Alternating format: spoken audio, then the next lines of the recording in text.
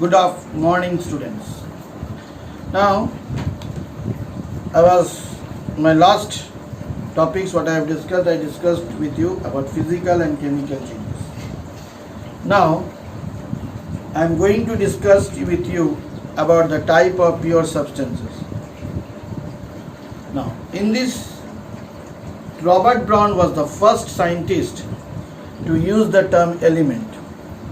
Okay, Robert Brown was the first scientist to see the elements in 1661. Antonio van Lavoisier, a French scientist who established experimentally useful definition of an element. So, an element may be defined as a pure substances which is made up of only one kind of atoms.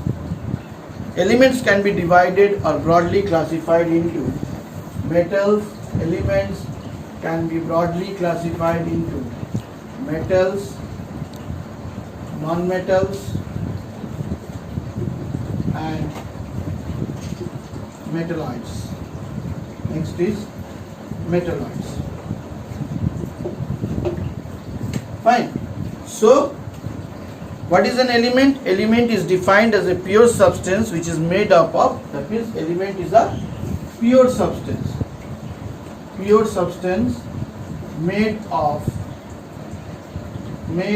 of only one kind of atoms. Fine.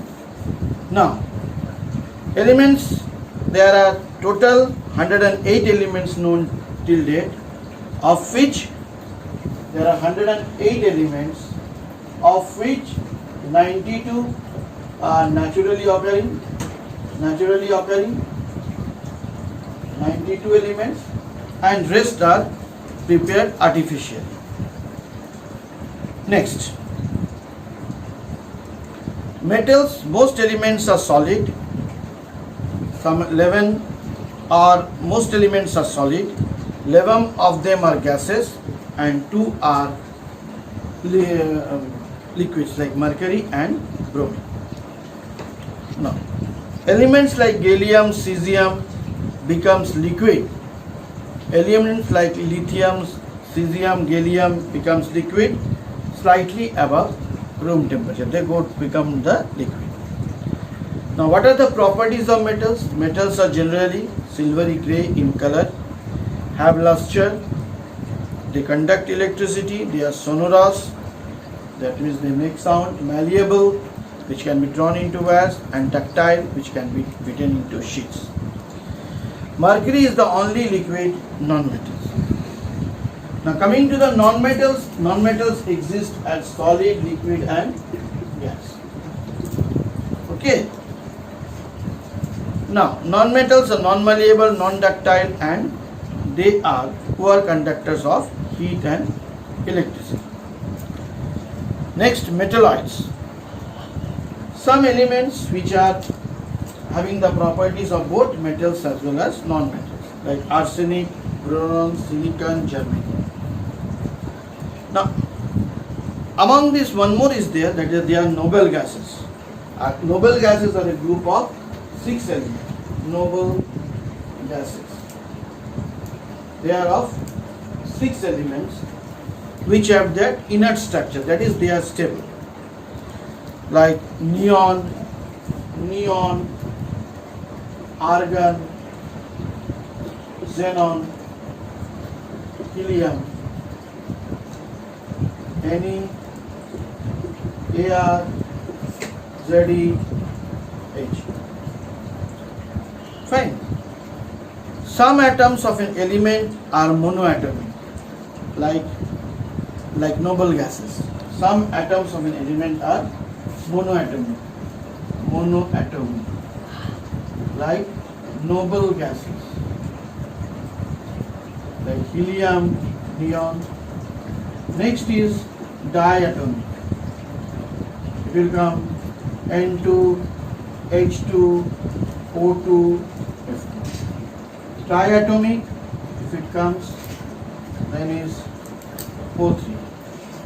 And polyatomic, it will come as P4H. This you should remember. Clear, students? Now, what is compound? Compound is a pure substance which is composed of two or more elements combined chemically in a definite ratio. Now next is compounds, which is made up of two or more elements.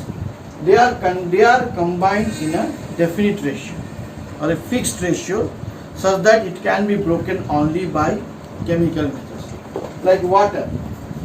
Water is made of hydrogen and oxygen, which can be by electrolysis you can get back hydrogen and oxygen. This is water, that is liquid, and these two are gases.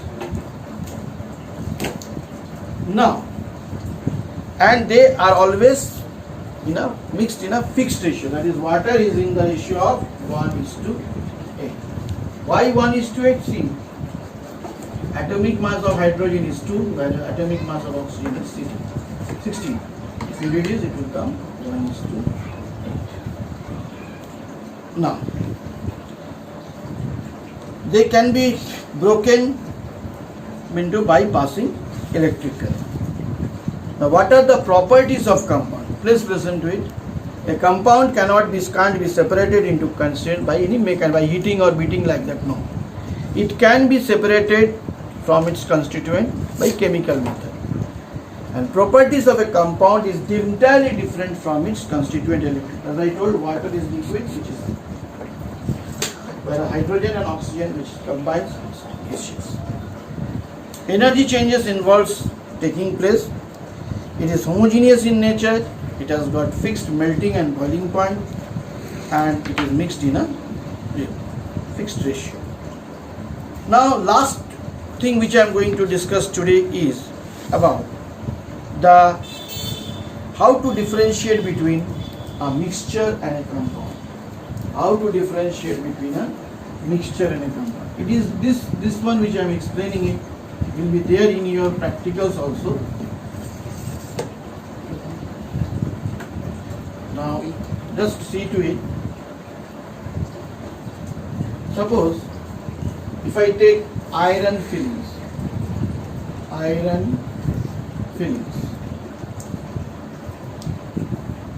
and sulfur compound. Iron filling, it is black in color, whereas sulfur is yellow in color. Now, you take both these in a watch glass. You take iron fillings and in a watch glass. Now, when you bring a magnet near iron fillings or this mixture, when you mix it, iron and sulfur you mix, and you bring a magnet, you will see iron is attracted. Okay. Now, when you bring a magnet, it will be attracted. Now, when you add, that means iron will be attracted and sulfur will be left. Now, to this mixture, you add carbon disulfide. We will see sulfur will dissolve. That means both of them stick to its properties, individual properties. Iron has attracted to the magnet, sulfur has dissolved. Now, this iron plus sulfur, you take it in a china dish and you heat it by adding dilute HCl. Now, when you add dilute acid to it, it will liberate hydrogen gas. Okay, so what is the reaction? Fe plus S plus HCl. It will form FeCl2 plus H2 plus S. Okay, how will you know hydrogen gas? You bring a mining matchstick, it will give a pop sound. Now, next, this is all about mixture. Now coming to the compound, how it will form compound? When this iron and sulfur, if you take in a china dish and heat it, you heat it,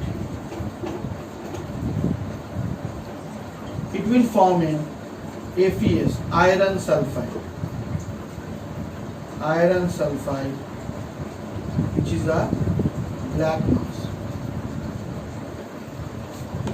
Now, when you pass magnet, it will not attract. When you add carbon disulfide to it, sulfur not dissolve.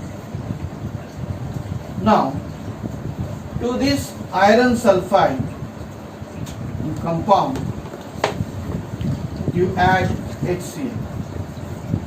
Then it will form FeCl2 and it will give out H2S gas. This is hydrogen sulfide gas. Hydrogen sulfide gas, which smells of rotten eggs. Which smells of rotten eggs. So you can easily distinguish between which is a compound and which is a mixture. So what is the property of a mixture and compound? Mixture has got variable composition, whereas compound has got fixed composition. Mixture shows the properties of the constituent particles. The new substance which is formed shows entirely different particles.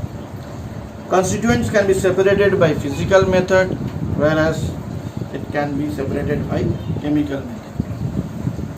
Elements react to form new compounds, where the elements and compounds not mix to form a mixture. So with this, I finish up the topic for the day. I have given you some questions to distinguish between element, compound and mixture. And all the notes I am providing to you, I will be giving you some questions also. In my next class, I will start off with the separation technique of the various substance, various components, various separating techniques. We will discuss this. Before that, students, please note down this. So today we have studied about suspension, colloid, Tyndall effect, then compounds, element, mixture, then physical change, chemical change. All these notes, you please note it down. When you get back your copy, you write in rough copy or pages. When you get back your copies, you please do paste like you have done and write. With this, I finish up my lecture. Thank you. May you have a joyful and enjoyable day.